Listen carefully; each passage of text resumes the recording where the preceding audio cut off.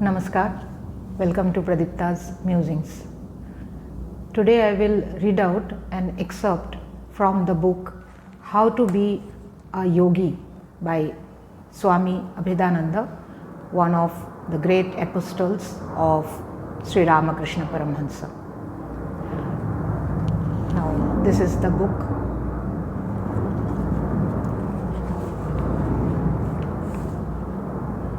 True religion is extremely practical. It is indeed based entirely upon practice and not upon theory or speculation of any kind, for religion begins only where theory ends. Its object is to mold the character, unfold the divine nature of the soul, and make it possible to live on the spiritual plane. Its ideal being the realization of absolute truth and the manifestation of divinity in the actions of the daily life. What we think that spiritual life is not something to be implemented in daily life. This is our common notion, but it's not like that. Spirituality is highly practical, and it's practical only. This is what Swami Abhedananda ji says. Spirituality has to be implemented in daily life. Then only it is spirituality in true sense. Spirituality is effective only when we apply it in daily life through the application of religion in our daily life. Spirituality does not depend upon the reading of scriptures or upon learned interpretations of sacred books or upon fine theological discussions, but upon the realization of unchangeable truth. In India, a man is called truly spiritual or religious not because he has written some books, not because he possesses the gift of oratory and can preach eloquent sermons, but because he expresses divine powers through his words and deeds. By these divine powers, Swami Abhedananda ji is not pointing out on miraculous powers which are possessed by godmen. It is the power and strength of character. It is the power of doing unconditional service to humanity. It is the power of maintaining purity in life.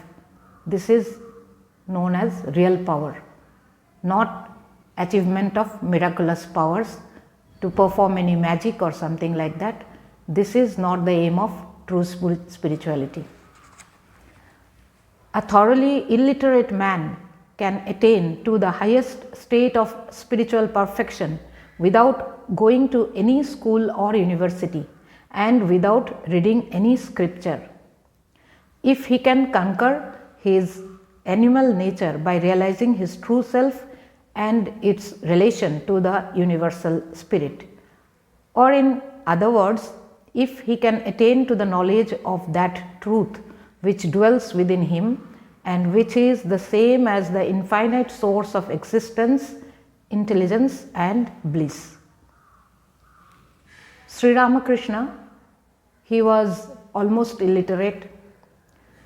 He had not much knowledge of scriptures, and he was not a so-called intellectual man who had mastered all the scriptures or who had written books or who had great oratory skills.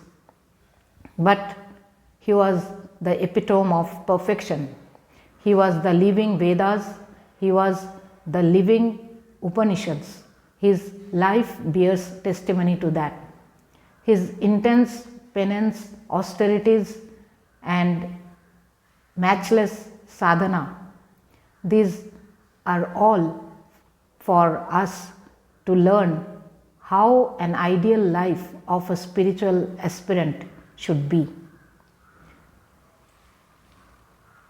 He knew the ultimate truth. He was a self-realized person, and through his intense penance and austerities, he has paved the path for all the spiritual aspirants who follow his ideals to achieve perfection in life by the practical application of religion in life. He who has mastered all the scriptures, philosophies and sciences may be regarded by society as an intellectual giant. Yet he cannot be equal to that unlettered man who, having realized the eternal truth, has become one with it, who sees God everywhere and who lives on this earth as an embodiment of divinity. Sri Ramakrishna was the embodiment of divinity.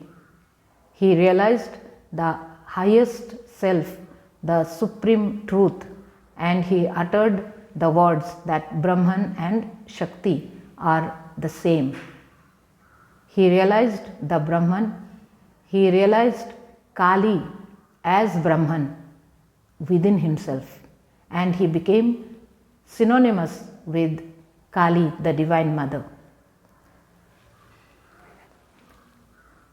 Kali was his Ishta Devi or the chosen deity, and through his intense penance, austerities and practical application of spirituality in life, he mastered the art of ideal spiritual living, and he realized the supreme self within himself, and he became one with his Ishta Devi Kali.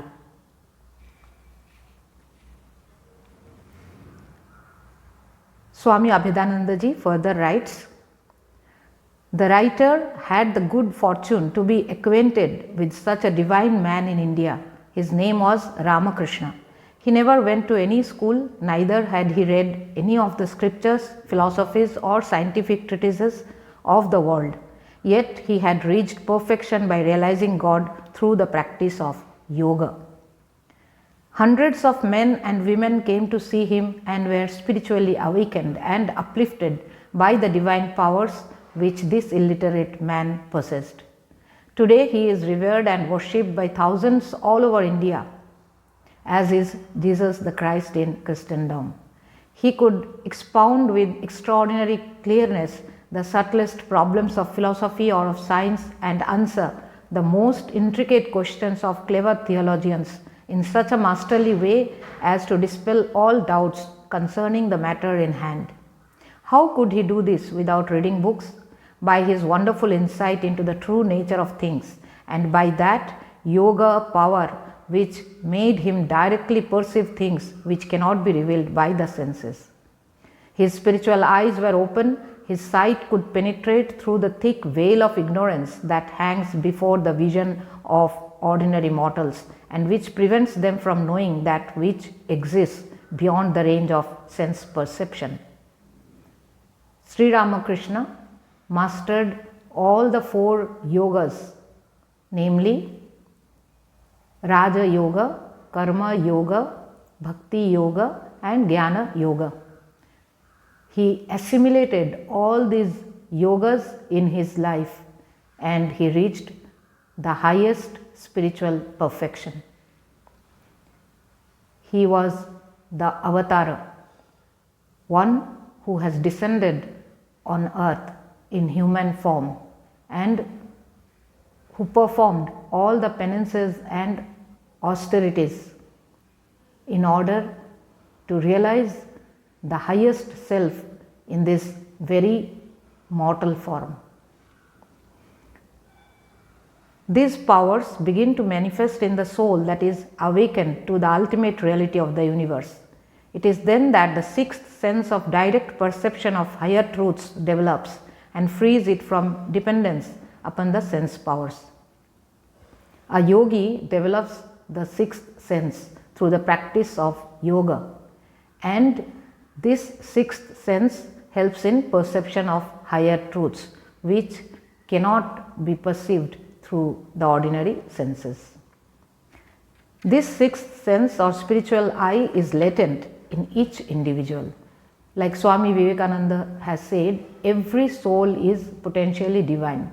Even the Upanishads say that all souls are potentially divine and the highest self can be realized in this mortal little self. Tattvam asi, thou art that.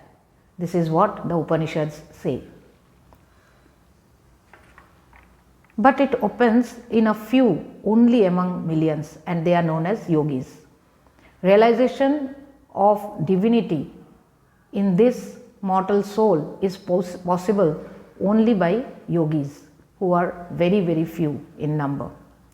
With the vast majority, it is in a rudimentary state, covered by a thick veil of ignorance created by Maya or illusion, the great illusion, shrouds the divinity in every soul. When, however, through the practice of yoga, it unfolds in a man, he becomes conscious of the higher invisible realms and of everything that exists on the soul plane. Whatever he says harmonizes with the sayings and writings of all the great seers of truth of every age and clime. He does not study books. He has no need to do so, for he knows all that the human intellect can conceive. He can grasp the purport of a book without reading its text. He also understands how much the human mind can express through words, and he is familiar with that which is beyond thoughts and which consequently can never be expressed by words. Before arriving at such spiritual illumination, he goes through diverse stages of mental and spiritual evolution, and in consequence knows all that can be experienced by a human intellect. He does not, however, care to remain confined within the limit of sense perception, and is not contented with the intellectual apprehension of relative reality, but his sole aim is to enter into the realm of the absolute, which is the beginning and end of phenomenal objects and of relative knowledge. Thus, striving for the realization of the highest, he does not fail to collect all relative knowledge pertaining to the world of phenomena that comes in his way as he marches on towards his destination, the unfoldment of his true self. Our true self is all-knowing by its nature. It is the source of infinite knowledge within us. Now, Vedas are powerhouse of infinite knowledge, and it's said that Vedas have not been created by any human intervention. It is apaurushaya, that is, it is divine in its origin. It's nothing human created. So, how did Veda come into existence? Veda, or the 4 Vedas, these came into existence by the great intellect of the rishis, which was developed by mastering over all the yogas. Being bound by the limitations of time, space and causation, we cannot express all the powers that we possess in reality. We are all potentially divine souls, but we cannot realize our divinity because our mind and intellect are all shrouded by the veils of ignorance. By mastering the 4 yogas, we can try to unveil our souls from the shroud of ignorance and strive to achieve perfection in this very life. The higher we rise above these limiting conditions, the more we can manifest the divine qualities of omniscience and omnipotence. If, on the contrary, we keep our minds fixed upon phenomena and devote the whole of our energy to acquiring knowledge dependent entirely upon sense perceptions, shall we ever reach the end of phenomenal knowledge? Shall we ever be able to know the real nature of the things of this universe? We are all busy in earning secular knowledge. So, spiritual knowledge is of very less importance in the lives of ordinary mortals like us. But to know the true nature of the self, to be a yogi, we have to attain spiritual knowledge as well. along with secular knowledge. So we have to embrace all the 4 yogas in our life in some way or other in order to be yogi and gain spiritual knowledge and also realize the divinity which is dormant in us. No, because the senses cannot lead us beyond the superficial appearance of sense objects. In order to go deeper in the realm of the invisible, we invent instruments, and with their help we are able to penetrate a little further. But these instruments again have their limit. After using one kind of instrument, we become dissatisfied with the results and search for some other which may reveal more and more. And thus we struggle on, discovering it at each step how poor and helpless are the sense powers in the path of the knowledge of the Absolute. Nowadays we have internet, so we can access any part of the world. We can access anywhere to gain superficial knowledge, secular knowledge. All the knowledge which are perceived by the senses we can achieve by accessing the knowledge of computers. But to go deep into the depths of our minds, is it through computers? Is it through the knowledge of technology? No. To delve deep inside our minds, we need to gain spiritual knowledge.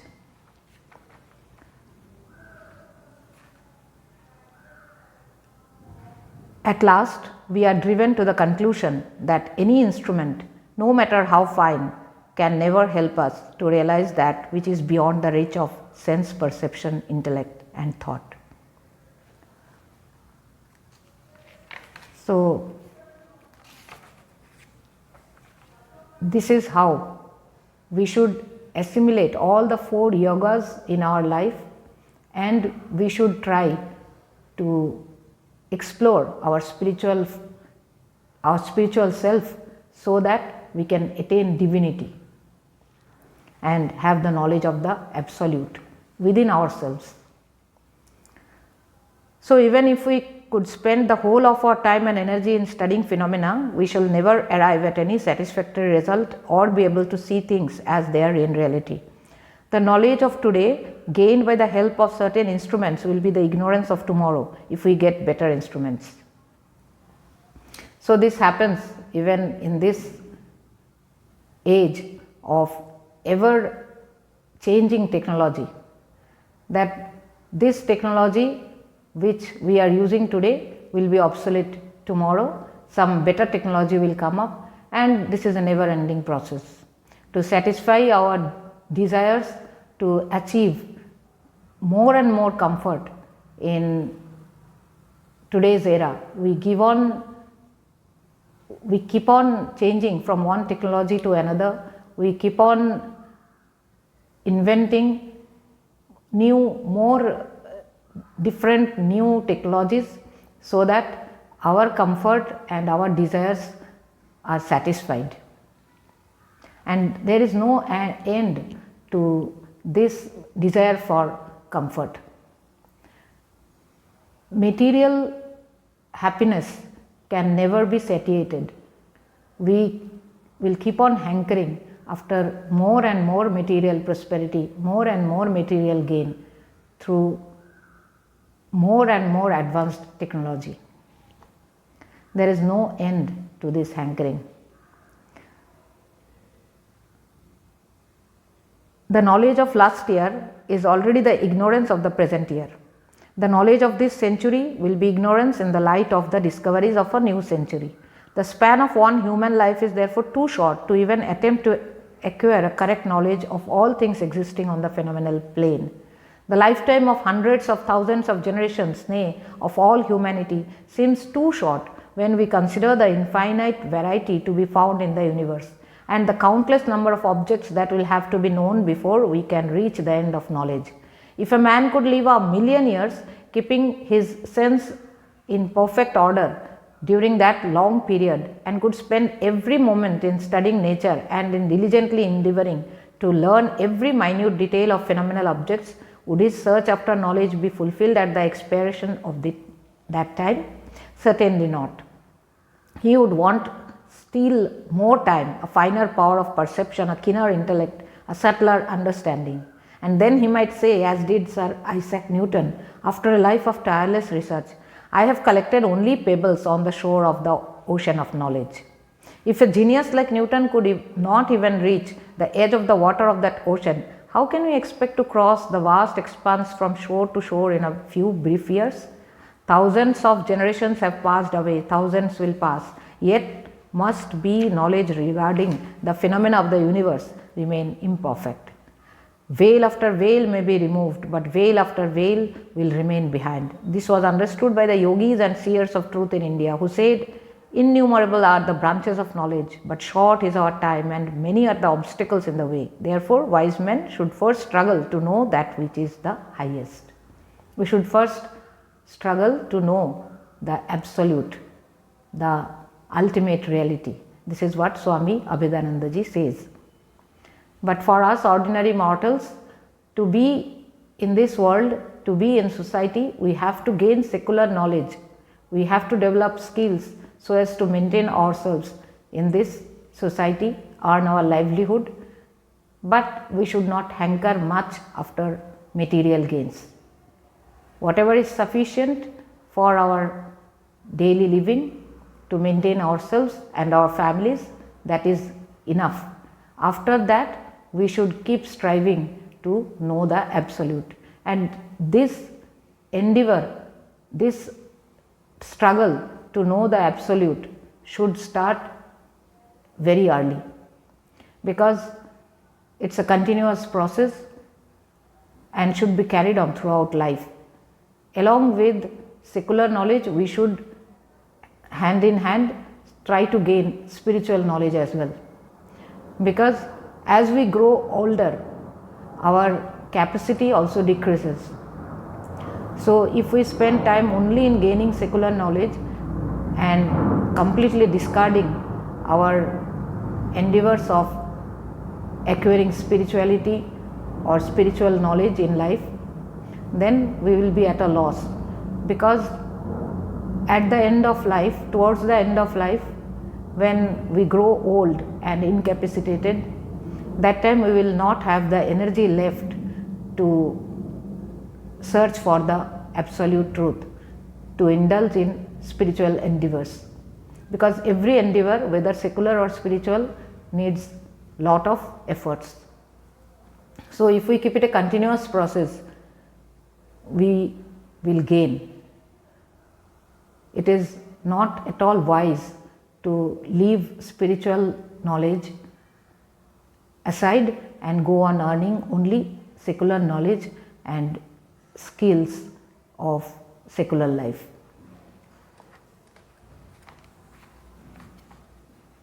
Here the question arises, which is the highest knowledge? This question is as old as history. It has puzzled the minds of the philosophers, scientists and scholars of all ages and all countries. Some have found an answer to it, others have not. The same question was voiced in ancient times by Socrates, when he went to the Delphic oracle and asked, of all knowledge, which is the highest? To which came the answer, know thyself. We read in one of the Upanishads that a great thinker, after studying all the philosophies and sciences known at that time, came to a seer of truth and said, Sir, I am tired of this lower knowledge that can be gained from books or through the study of the world of phenomena. It no longer satisfies me, for science cannot reveal the ultimate truth. I wish to know that which is the highest. Is there anything by knowing which I can know the reality of the universe? The sage replied, yes, there is. And that knowledge is the highest, by knowing which we can know the true nature of everything in the universe. And he continued, know thyself. If thou canst learn the true nature of thine own self, thou wilt know the reality of the universe.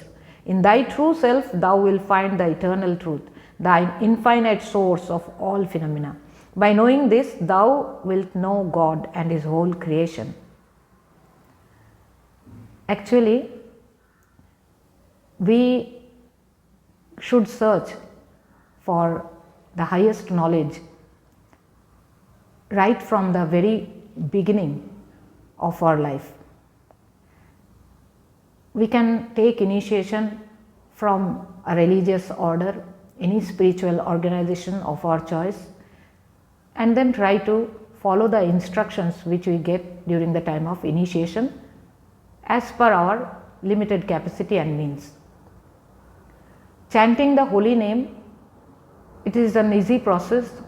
Anyone can chant the holy name, even if someone is initiated or not initiated. Any holy name of any chosen deity, we can keep on chanting, not only in fixed time during morning and evening, which is recommended as per the Shastras, but also throughout the day. We can keep on chanting mentally the holy name to feel proximity with our chosen ideal. Chosen deities are our chosen ideals, and this is a practical application of spirituality in life, to chant the holy name, to keep on remembering the chosen deity through chanting the holy name of the deity, and feel proximity to the divine. We can practice karma yoga in our daily lives by offering the fruits of all our actions at the feet of our chosen deity. Chanting the holy name is both bhakti yoga and Raja yoga, because to chant the holy name we have to concentrate our minds on the holy name, keeping away all the other thoughts from the minds. During morning and evening, we can sit in a place which is designated only for that purpose. We can keep that place holy by lighting incense and lamps during the process of chanting, and we can keep that place secluded, not to be used for any other purpose. So sitting in Sukhasana, that is in cross-legged posture. If not possible, one can sit on a chair also, and in whatever comfortable position one can sit with the spine erect and concentrate mind on the holy name. So this will serve the purpose of both Bhakti Yoga and Raja Yoga. Raja Yoga is mainly about postures, body posture, and also about concentrating the mind by controlling the body posture. And Karma Yoga is offering the fruits of all our actions, whatever we are doing, at the feet of our chosen deity. So Bhakti Yoga, Raja Yoga, Karma Yoga, we can easily follow in our daily lives this way. For Jnana Yoga, we can either read holy books, or if true holy company is available, we can seek that holy company in the form of company of either designated monks of a reputed order, or we can come across holy people, those who are amidst the samsara, but yet whose minds are elevated and who are treading the spiritual path in true sense.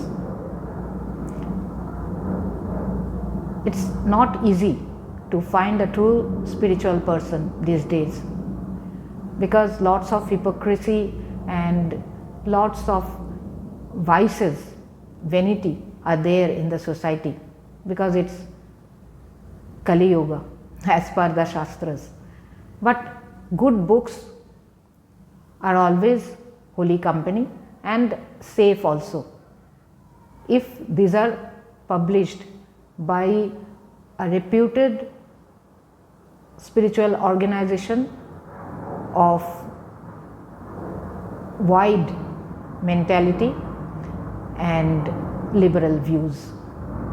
Rigidity and conservativeness should be rejected on spiritual path. There is no place of rigidity and prejudices on true spiritual path. So any religious organization which preaches inclusiveness, not any exclusiveness of any sort, which is beyond the discrimination of sect, caste, creed, religion or gender, any sort of bias should not be there. If a spiritual organization is of that level, which does not do any discrimination and preaches the ideals of universality and assimilation and inclusiveness, that spiritual organization can be followed, and the books published by such spiritual organizations can be read to have holy company. And the purpose of Jnana Yoga can be served this way. As by knowing the chemical properties of one drop of water, we know the properties of all water wherever it appears. So by knowing who and what we are in reality, we shall realize the final truth. Man is the epitome of the universe. That which exists in the macrocosm is to be found in the microcosm. This is very true. Whatever is there in the macrocosm, that is in the entire universe, it's there within human body also. Human body is a small replica of the entire universe. Deha Tattva, or the theory of body, which is practiced by the Bauls of Bengal, says so. Whatever is there in the Vishwa Brahmanda is there in the Deha Bhanda. Therefore, the knowledge of one's true self is the highest of all knowledge. Our real self is divine and one with God. This may seem to us at present a mere theory, but the nearer we approach the ultimate truth, the more clearly shall we understand that it is not a theory but a fact, that now we are dreaming in the sleep of ignorance and fancying ourselves this or that particular person. But as all experience gained in dreams afterwards appears of little consequence, so waking up from this sleep, we shall find that the knowledge of phenomenal nature, upon which we place so much value at present, is of little importance. We shall then realize that all research in the various branches of science depends upon self-knowledge, and that self-knowledge is the foundation upon which the structure of phenomenal knowledge is built. Even the knowledge of science is based on self-knowledge. So, acquiring self-knowledge it serves the purpose of acquiring the knowledge of the entire universe in its phenomenal aspects. Knowledge of the self or Atman is therefore the highest of all. It is the ideal of the science of yoga and should be the aim of our life. Swami Abhedananda ji says that the aim of our life should be to attain the knowledge of the self. Swami Vivekananda, Sri Ramakrishna Paramhansa, Holy Mother Sri Sarada Devi, everyone has reiterated that we should try to know the Absolute. Sri Ramakrishna says, Manushya Jivaner Uddeshya Ishwar Labh. And this Ishvara is not someone who is residing outside our bodies, our minds, our intellects. Our very own highest self is Ishvara, and we can attain this highest self through the combination of the 4 yogas in our lives. Spirituality can be practiced in our daily life, and this is what true religion is all about.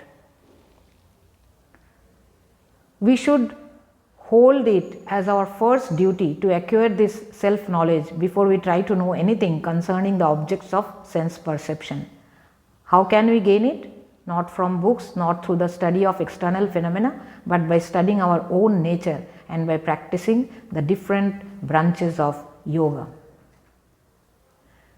Bhakti Yoga, Karma Yoga, Raja Yoga and Jnana Yoga. For Jnana Yoga also, to know the self, this is all about Jnana Yoga. Knowledge of self is knowledge of the Brahman. In silence, God speaks, and meditation is about absolute silence of the mind and reaching out to the consciousness of the highest realms. When we pray to God, we are eloquent. Even if we are silent, our minds are eloquent while we pray to God. And when we are in meditation, God listens to us and we are silent. Through our silence, God is listening to us. This is meditation. Meditation is eloquent in silence. Through meditation, we can know the self. Now, every one of us cannot learn the art of meditation, and it's very difficult to master the art of meditation. It's not about just silencing the mind. It's something higher than that. So what I feel is that japam is an easier method. By chanting the holy name, we can attain that state of meditation which helps in knowing the Absolute. Holy Mother Sri Sarada Devi has made it easy for us. We ordinary spiritual aspirants can stick to the method of japam or chanting the holy name, which will gradually take us to the state of meditation. Now, Holy Mother Sri Sarada Devi says that every effort in the direction of God bears good fruits and is beneficial for us. We may think that we are not advancing on spiritual path by doing the spiritual practices also. But the Holy Mother says, if someone is sleeping in a cot and that cot has been displaced to another room, the person has not physically moved from that room to the other room where he has been displaced. He is in deep sleep and unknowingly he has been displaced, but he has gone to that other room. So this means that even unknowingly we will advance spiritually if we stick to our spiritual practices. So sticking to the spiritual practices is very necessary. This is what all the seers and the great sages, the great spiritually realized souls have advised us. So this is a very wonderful book, How to Be a Yogi by Swami Abhedananda ji. We can buy this book from any Ramakrishna Math and Mission Center. I think this will be available in the libraries of Ramakrishna Math and Mission. So as spiritual aspirants, we can read this book and gain lots of knowledge about how to be a yogi. I have read just one introductory chapter from this book and tried to converse with you all about my understanding of the great words of Swami Abhedananda ji. As per my limited means and capacities, as a very humble initiated devotee of Ramakrishna Math and Mission,